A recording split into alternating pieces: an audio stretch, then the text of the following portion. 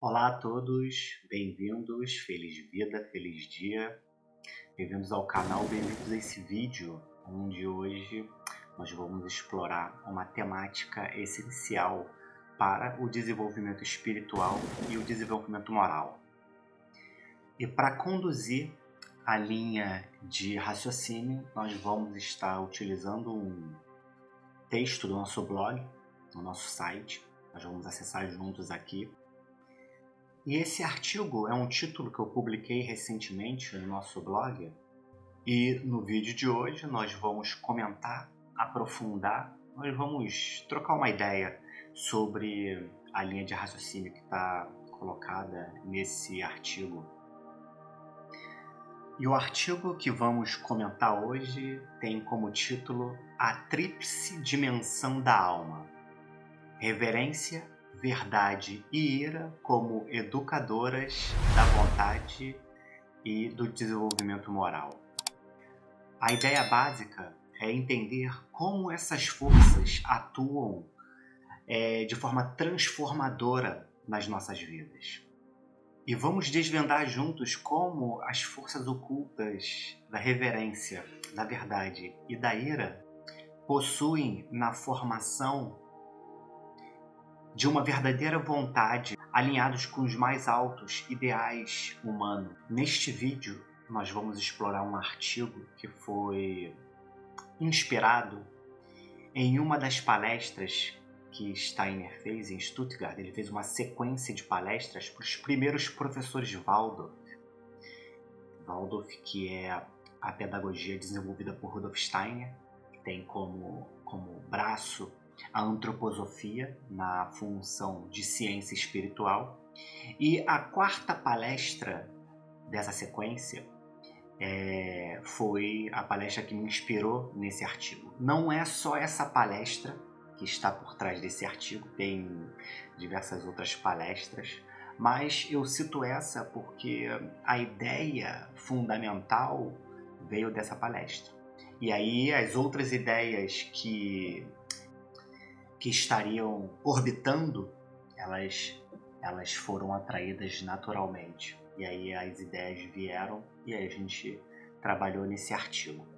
Vamos para a tela do computador para a gente poder juntos explorar o site, acessando o blog, o artigo, e assim a gente mergulhando nos estudos. Vamos comigo! E já estamos aqui na página do nosso website e fica muito fácil encontrar o nosso artigo aqui. A gente vem aqui, clica em blog, vamos junto. E temos diversos blogs aqui no nosso site, e o blog que a gente vai acessar está na segunda página. Vou voltar aqui, eu fui muito rápido, né? Na primeira página temos 30 artigos, e aqui na segunda página, clicando no botão próximo, nós encontramos aqui a segunda sequência dos últimos artigos, e clicamos aqui na Tríplice Dimensão da Alma Humana para a gente passar pelo artigo juntos. Esse é um artigo que eu publiquei recente, 26 de agosto. E vamos começar aqui.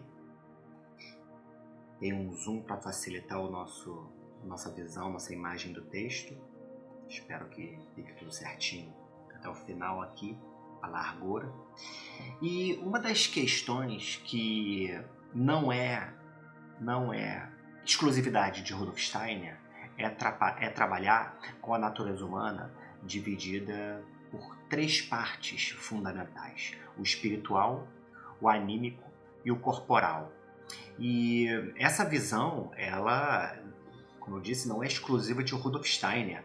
Vários outros, nos últimos 500 anos, várias outras personalidades apresentaram essa visão de formas diferentes, mas trazia o aspecto metafísico para a mesa.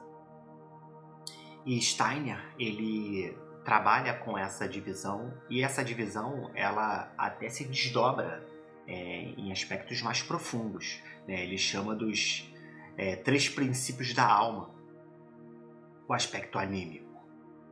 Uma das questões que Rudolf Steiner traz aqui nesse artigo, que para mim eu vejo de forma muito interessante, muito curiosa, é a questão da limitação do intelecto em relação à natureza do ser. Ele diz que o intelecto ele só é capaz de compreender aquilo que está sujeito à morte. Ele afirma isso.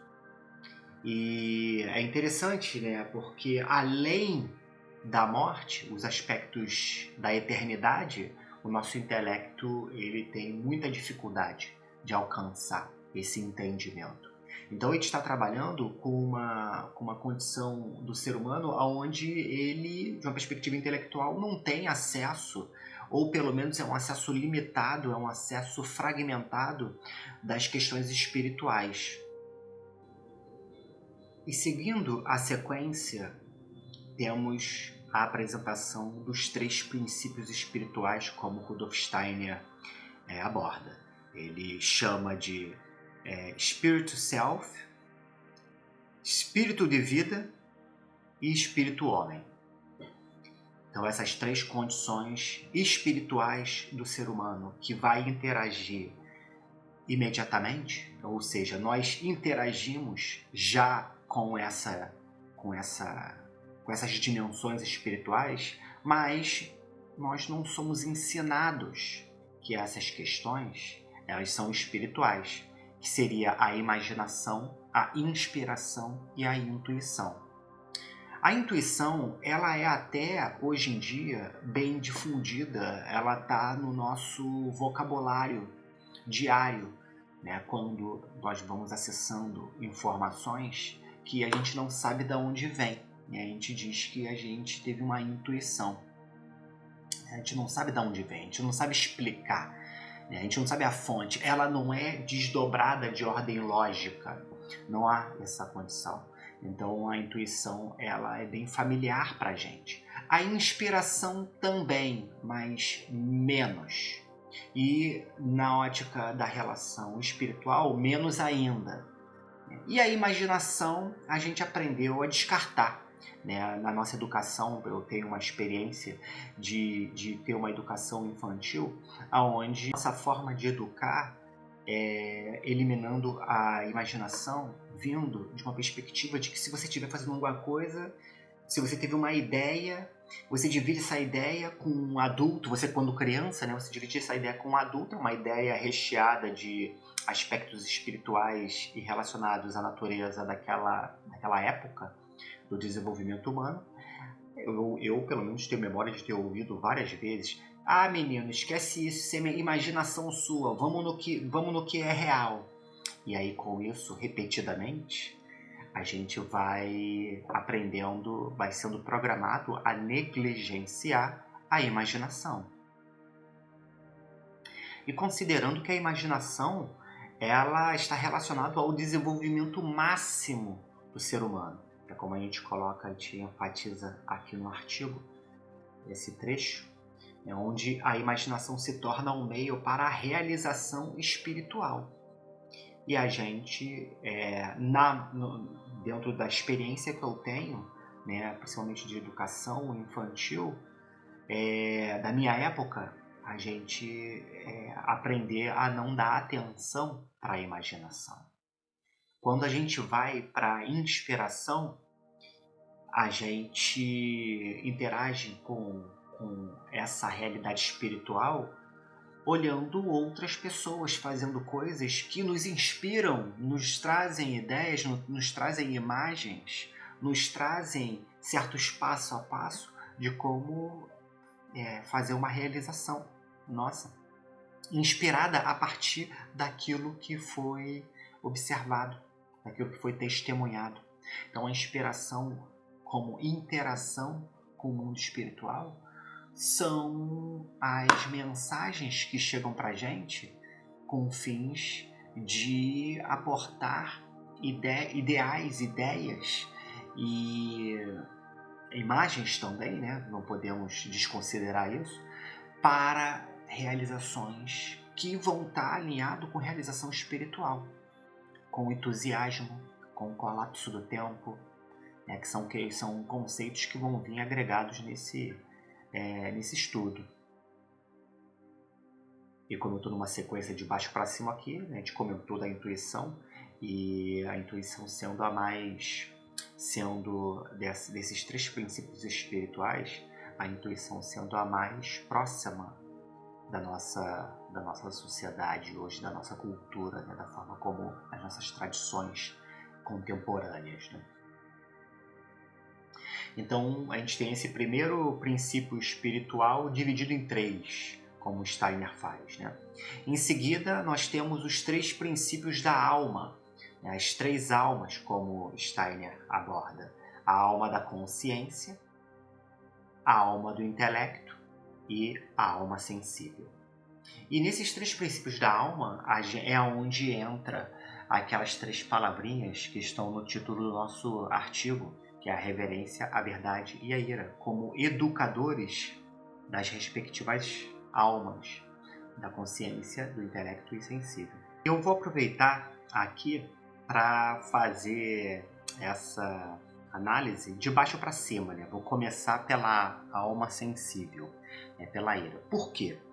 Porque dentro do processo de biografia dos setênios, a gente teria a sequência dos 21 aos 28 como terceiro setênio, 28 a 35 como quarto setênio, quinto setênio, e de 35 a 42, que seria o sexto setênio, seria a época de educação dessas almas.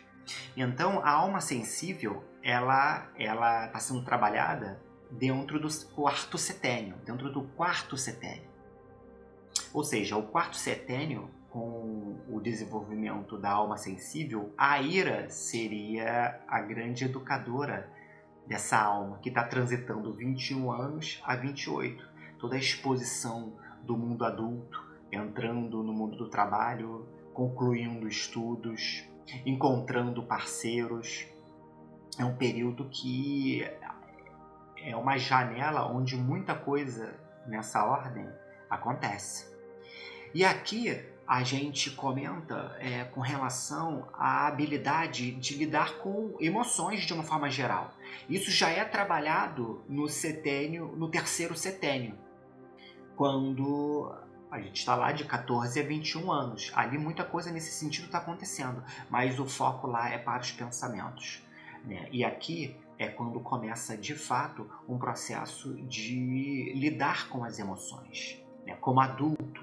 E em todo esse processo de saber lidar com as emoções, ou se expor a elas e começar um processo de como lidar com essas emoções, quando a ira ela é transformada, ela é refinada e canalizada ao longo do processo pessoal, e de forma adequada, ela vai se tornar uma força moral positiva.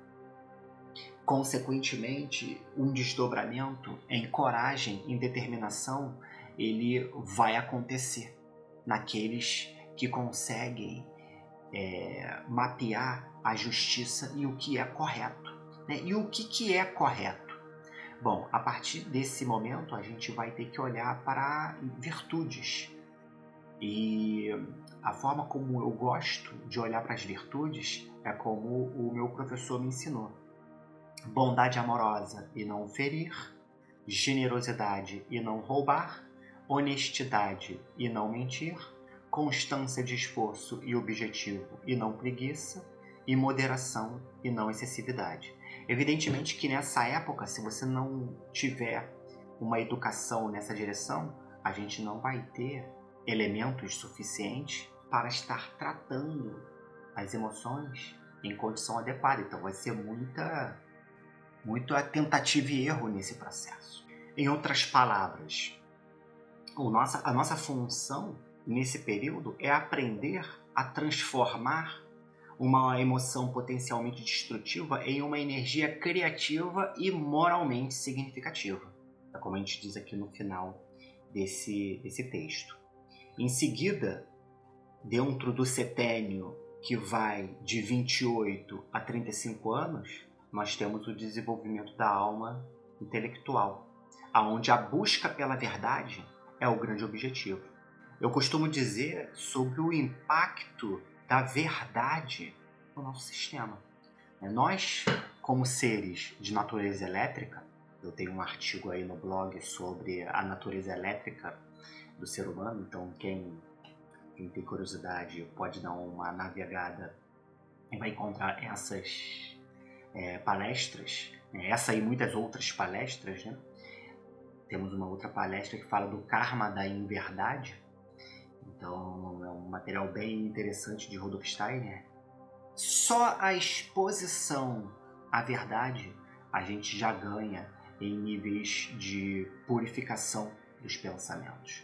Algumas verdades, às vezes, ela leva tempo para ser absorvida, para ser incorporada, até mesmo para ser aceita. Mas quando ela acontece, ali está indicando um processo de purificação indo para um outro estágio, indo para um outro patamar. E todo esse processo de purificação dos pensamentos vai fortalecer um compromisso com a integridade moral. Então isso é um processo natural que vai acontecer a partir dessa busca. E seguindo na sequência, a gente tem a alma da consciência, que dentro da biografia seria o período entre 35 e 42 anos. Essa alma da consciência, ela está sendo desenvolvida, ela está sendo trabalhada e ela está sendo educada. E a reverência é o grande professor dessa alma. E a reverência é o que te permite perceber o que é sagrado em todas as coisas.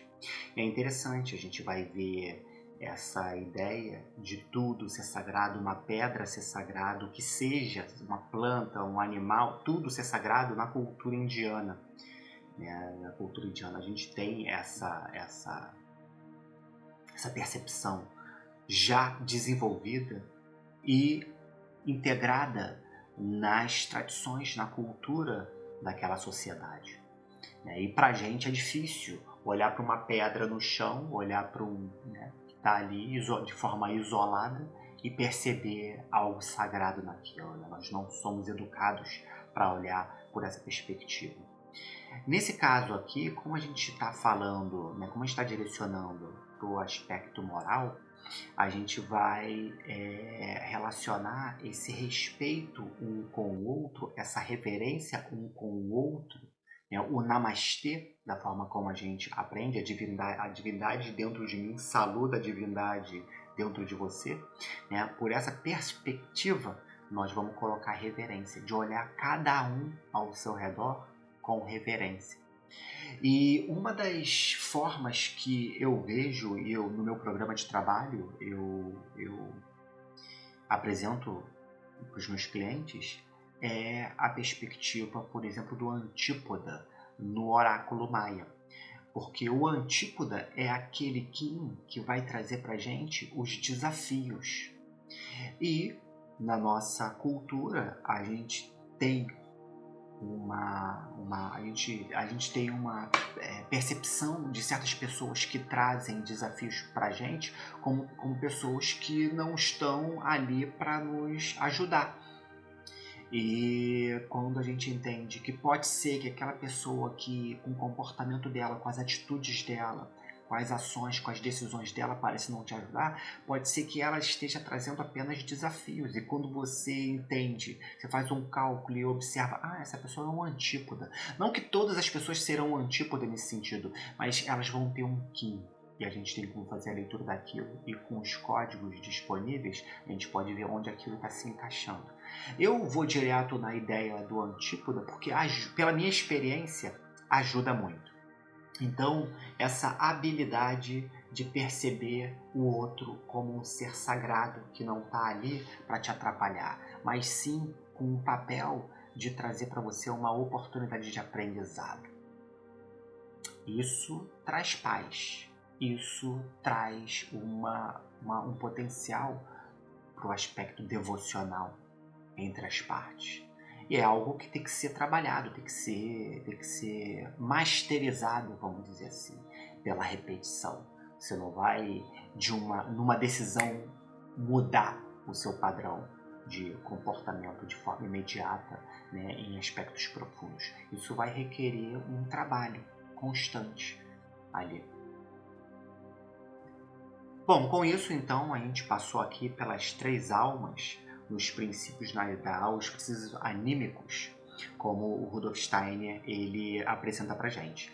E aí, seguindo aqui, na sequência, para a gente ter a visão dos 3 princípios corpóreos, nós temos o corpo físico, vou de baixo para cima novamente aqui, o corpo etérico e o corpo astral. Bom, cada um deles vai ter uma relação com a vontade. Os aspectos corpóreos eles vão trazer as suas influências naturais. O corpo físico, por exemplo, nós temos os instintos. Nós temos um corpo físico que, para mim, pelo menos, é muito óbvio isso, ele é um corpo emprestado do mundo animal. Ele é um corpo emprestado do mundo animal e que está sendo educado, vamos chamar assim, no reino humano. Vamos dividir em reinos, só para a gente ter uma ideia de onde a gente está e para onde a gente quer ir. Nós temos o reino mineral, nós temos o reino vegetal, nós temos o reino animal, e aí eu estou colocando esse nome aqui, eu estou chamando de reino humano, e aí nós temos o reino angelical. É para esse reino que nós vamos. E como é que a gente está fazendo para ir para esse reino angelical? Nós fomos no reino animal, pegamos um corpo emprestado, né, e um corpo que tivesse condições de receber a tecnologia da alma. A alma chega nesse corpo e esse corpo que tem um código genético, ele vai trazer limitações para essa alma. É onde essa alma vai precisar educar. Vai ser educada, melhor dizendo. É onde essa alma precisa ser educada. E essa alma, que ela vai vir com um saldo kármico, né, um plano de alma vai ser trabalhado, ela acopla num corpo que tem já condições genéticas pré-estabelecidas, que vão trazer instintos nesse funcionamento, impulsos e desejos. Da forma como a gente está vendo aqui. E a vontade humana, ela vai ser influenciada por essas condições que vão precisar ser educadas. Então, os aspectos corpóreos vão contribuir nessa condição de desenvolvimento moral da alma, né? E esses aspectos de instinto, impulso e desejo, eles vão ser levados a uma condição dos motivos para a sua ação. E aí é quando eu pergunto, esses motivos estão caindo no lado virtuoso ou no lado vicioso da análise de virtudes? Se esses motivos estiverem caindo do lado vicioso das análises de virtude, vamos ter um problema. Agora, se a gente consegue identificar aonde estão esses problemas e começa a aplicar resoluções para levar os motivos para as condições adequadas de virtude, ali vão ter ganho. Então, nessa dimensão oculta da vontade, como nesse trecho aqui do artigo, o que a gente está buscando? Que os desejos se transformem em aspirações elevadas, que a intenção em direcionamento claro e moral e as resoluções em determinação firme de realizar ações que estão em harmonia com o propósito espiritual. E esse desejo, essa intenção, essa resolução, elas são autênticas a partir do momento que esse processo de refino dos seus motivos está em andamento. E esse processo de refino dos motivos vai estar acontecendo lá nos princípios da alma, com a ira, com a verdade e com a reverência. Eu acho bem interessante essa ótica, como a cabeça tende a buscar um direcionamento com esses ensinamentos que Rudolf Steiner traz. Não são ensinamentos fim, a gente tem outras linhas de estudos que vão trazer também reflexões que vão contribuir. E eu tenho que dizer que essa de Rudolf Steiner, ela é genial, na minha opinião. A forma como ele traz todo esse processo desencadeado, desdobrado. Vamos seguir um pouquinho mais aqui. Educação e compreensão do ser humano. Vou ler esse trecho aqui para a gente chegar na nossa conclusão. Acho que vai ser legal. Steiner conclui com uma reflexão sobre a educação, criticando o modelo marxista e enfatizando a importância de entender a natureza oculta do ser humano para educar de forma eficaz. Ele argumenta que a repetição e não a exorção que realmente molda a vontade e, portanto, deve ser central na prática educacional. A educação das almas através da reverência, da verdade e da ira transformada é, portanto, um processo contínuo que exige atenção e repetição, para que os motivos da vontade sejam moldados de acordo com os princípios mais elevados da existência. E quando a gente fala de educação, né, a gente falando de educação como criança, você começando no primeiro setênio, né, de 0 a 7 anos de idade, ali a gente está sendo preparado para ir para a escola. E eu gostaria de estar trazendo aqui uma reflexão sobre tudo funcionando junto. Então vamos fazer uma recapitulação aqui. Nós temos aqui o Spirit Self, Espírito de Vida e o Espírito Homem, trazendo a triangulação intuição, inspiração e imaginação. Isso já é a nossa com os instintos, os impulsos e os desejos, moldando todo esse processo. E essas 9, vamos chamar assim, esses 9 elementos juntos, conduzindo a nossa vontade de acordo com os motivos que as impulsionam para a ação. Então essa é uma visão que Steiner apresenta para esse processo de educação das almas, para que nós transitemos. Lembra que a gente comentou do reino mineral, do reino vegetal, do reino animal? Do reino animal nós vamos para esse reino humano, onde essa espécie adâmica, com a tecnologia da alma, utilizando um corpo físico emprestado do mundo animal, precisa chegar no reino angelical. Todos nós estamos indo nessa direção, de se encontrar no reino angelical, que é o que Jesus Cristo, no meu entendimento, chamou de vida eterna. Lembrando que é com o corpo físico que a gente chega lá, porque o corpo é o veículo da alma. Então é um veículo no mundo dos aspectos corpóreos que a alma acoplada está buscando chegar no reino espiritual, que é o reino angelical, da forma como a gente chama. Concluímos a nossa leitura do nosso artigo do blog e eu gostaria de saber o que você achou, qual é o seu comentário. Queria que você colocasse aqui embaixo nos comentários as suas percepções, as suas questões, enfim. Se você navegou pelo nosso blog e encontrou um artigo que você gostaria que eu comentasse aqui, deixe também aqui nos comentários. Nós vamos acompanhar, nós vamos fazer essa apuração e, de acordo com a vontade, faremos um novo vídeo comentando, fazendo as conexões, porque esses artigos, eles todos se falam.